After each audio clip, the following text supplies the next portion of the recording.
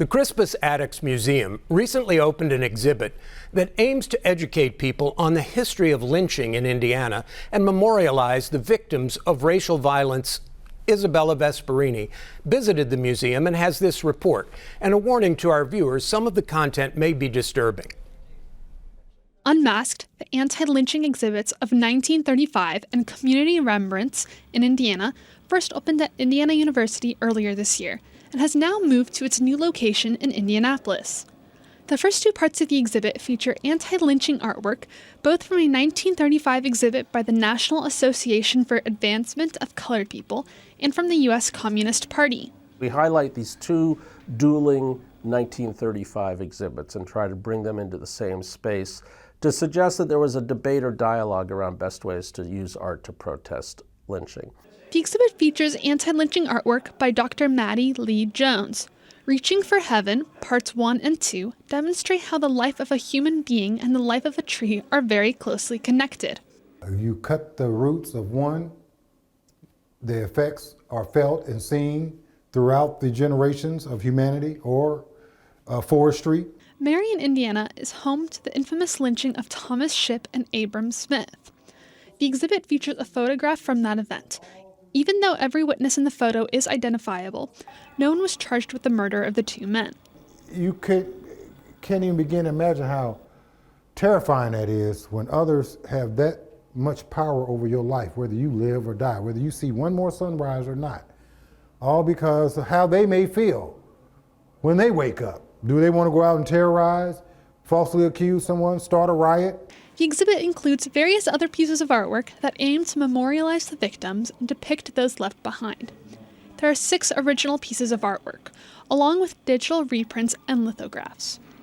I see myself in all these images and all these faces and all these deceased and men and women who have met their demise in ways unfathomable,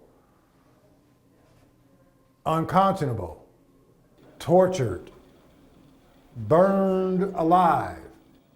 The exhibit also features 5 bronze casts that depict Black life in the midst of lynchings. So you're constantly depending on the slave owner, the landowner, to give you what you could easily get for yourself if you could just break free from the tentacles that hold us back and hold us captive.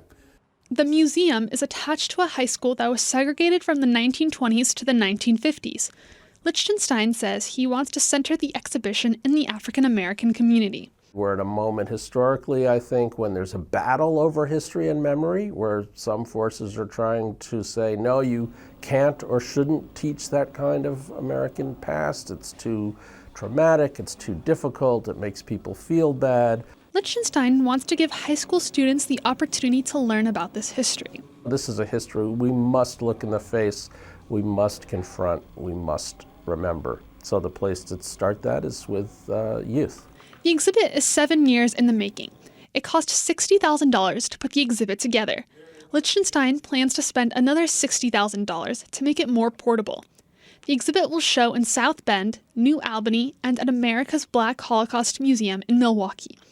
Lichtenstein has applied for a grant to take the exhibit to South Africa and Germany as well. It's a sign of encouragement, a sign of promise, a sign of growth, a sign of overcoming, and a sign that where we can look back and see how much progress we've actually made, and also see forward how much more progress that needs to be made.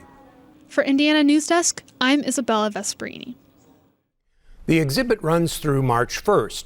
People can visit by appointment Monday through Friday, 10 a.m. to 6 p.m., and Saturday and Sunday, 10 to 3. Admission is $9.